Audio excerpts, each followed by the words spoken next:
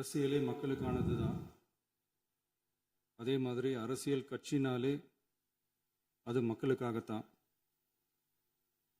அது எல்லா அரசியல் கட்சிகளுக்கும் பொருந்தும். கொள்கையில் நிலைப்பாட்டில் வேணும்னா வேறுபாடு இருக்கலாம்.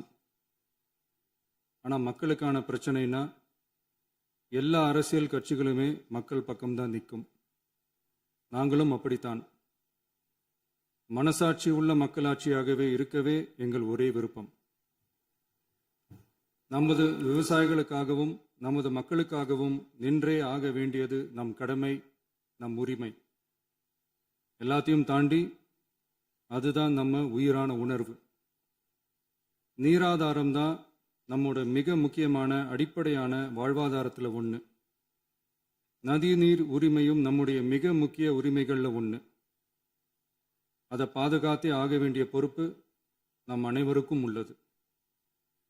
அந்த உணர்வோட அடிப்படையில் ஒரு தீர்மானத்தை நமது மாமன்ற உறுப்பினர்கள் அனைவரின் ஒப்புதலுக்காகவும் கொண்டு வர இருக்கிறோம். கட்சி வேறுபாடுகளை ஒதுக்கி வைத்துவிட்டு யாரும் யாரையும் குறை சொல்லாமல் ஒட்டுமொத்த தமிழ்நாட்டிற்காக நாம் அனைவரும் ஓரணியில் நிற்பவர்கள் என்பதை நிரூபிக்க வேண்டுமாறு அனைத்து சட்டமன்ற கட்சிகளின் அனைத்து உறுப்பினர்களையும் கேட்டுக்கொள்கிறோம்.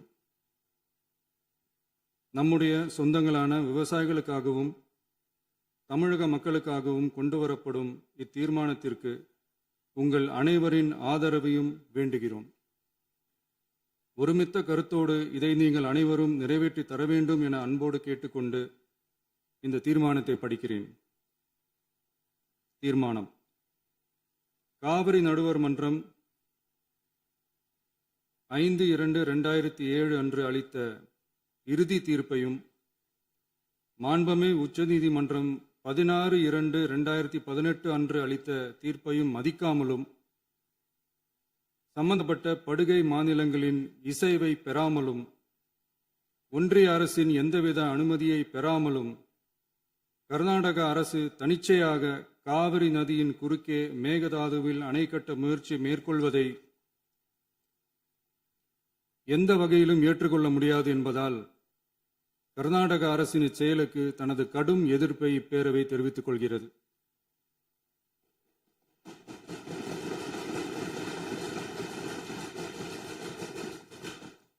கர்நாடக அரசின் மேகதாது அணை திட்டத்திற்கு தொழில்நுட்பம், சுற்றுச்சூழல் உட்பட எவ்வித அனுமதியும் அளிக்கக்கூடாது என ஒன்றிய அரசை இப்பேரவை வலியுறுத்துகிறது.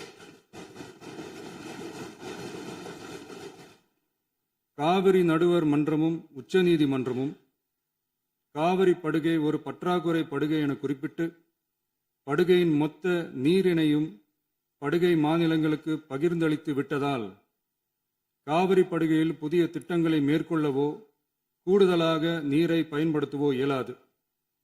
காவிரி பிரச்சனை இரு மாநிலங்களின் உணர்வு பூர்வமான பிரச்சனையாகும். ஆதலால் கர்நாடக அரசு மேகதாதுவிலோ அல்லது காவிரி படுகையில் வேறு எந்த இடத்திலோ அணை அல்லது எவ்வித புதிய நீர்த்தேக்க திட்டத்தை பிற படுகை மாநிலங்களின் இசைவு இன்றியும் ஒன்றிய அரசின் ஒப்புதல் இல்லாமலும் மேற்கொள்ளக்கூடாது என கர்நாடக அரசினை அறிவுறுத்துமாறு ஒன்றிய அரசை பேரவை வலியுறுத்துகிறது. கர்நாடக அரசின் விரிவான திட்ட அறிக்கையை பரிசீலிக்கவோ அதற்கு அனுமதி அளிக்கவோ கூடாது என்று மத்திய நீர்வள குழுமத்தையும் இப்பேரவை வலியுறுத்துகிறது. கர்நாடக அரசின் இந்த முயற்சியை முறியடித்து தமிழக விவசாயிகள் நலனை பாதுகாத்திட தமிழ்நாடு அரசு எடுக்கும் அனைத்து நடவடிக்கைகளுக்கும் இப்பேரவை தனது ஆதரவை ஒருமனதாக தெரிவித்துக் கொள்கிறது என்னும் இத்தீர்மானத்தை நான் முன்மொழிகிறேன். இதை மாண்புமிகு உறுப்பினர்கள் முழு மனதோடு ஆதரிக்க வேண்டும் என்றும் அன்புடன் கேட்டுக்கொள்கிறேன். மாண்புமிகு அமைச்சர் திரு இரா ராஜேஷ்குமார் அவர்கள். மாண்புமிகு பேரவைத் தலைவர் அவர்களே, மாண்புமிகு தமிழ்நாடு முதல்வர் அவர்கள் முன்மொழிந்துள்ள அரசினர் தனி தீர்மானத்தை காங்கிரஸ் கட்சியின் சார்பில் முழு மனதோடு ஆதரிக்கிறோம். காவிரி என்பது ஒரு நதி மட்டுமல்ல, தமிழ்நாட்டு விவசாயிகளின் உயிர் நாடி. காவிரி நீரை நம்பித்தான் லட்சக்கணக்கான விவசாயிகளின் வாழ்க்கையும் விவசாயமும் இயங்கி வருகிறது. காவிரி நடுவர் மன்றம் 2007 ஆண்டு வழங்கிய தீர்ப்பையும் உச்சநீதிமன்றம் 2018 ஆண்டு வழங்கிய தீர்ப்பையும் மதிக்காமல் தமிழகத்தின் ஒப்புதல் இல்லாமல் கர்நாடக அரசு மேகதாதுவில் அணை கட்ட முயற்சிப்பது கண்டிக்கத்தக்கது. இது சட்டத்திற்கு எதிரானது மட்டுமல்ல, தமிழக மக்களின் உரிமையை பறிக்கும் செயலாகும். காவிரி நீர் தமிழகத்திற்கு வழங்குவது குறித்து காவிரி நடுவர் மன்ற இறுதி தீர்ப்பு, உச்ச நீதிமன்ற தீர்ப்புகளின்படி தமிழ்நாட்டிற்கு ஆண்டுதோறும் 177.25 டிஎம்சி தண்ணீரை 3 வழிகளில் தமிழகத்திற்கு கர்நாடகா வழங்க வேண்டும். கபினி அணை மூலமாக கபினி ஆற்றில் 60 டிஎம்சியும், கிருஷ்ணராஜசாகர் அணையிலிருந்து காவிரி ஆற்றில் 52 டிஎம்சியும், கபினி அணையிலிருந்து பிலிகுண்டு வரை 240 கிலோமீட்டர் தூரம் மற்றும் கிருஷ்ணராஜசாகர் அணையிலிருந்து பிலிகுண்டு வரை 200 கிலோமீட்டர் தூரம் உள்ள பகுதிகளில் பெய்கின்ற மழையின் மூலம் கர்நாடகாவிற்கு தடைப்படுத்தப்படாத நீர்பிடிப்பு பகுதிகளில் இருந்து 80 டிஎம்சி வழங்க வேண்டும்.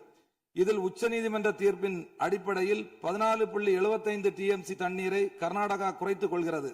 ஆனால் நடைமுறையில் மேலே உள்ள இரு அணைகளின் முழு கொள்ளளவு நிரம்பிய பின்னர்தான் கர்நாடக அரசு தமிழகத்திற்கு தண்ணீர் வழங்கி வருகிறது. தடைப்படுத்தப்படாத நீர்பிடிப்பு பகுதியில் இருந்து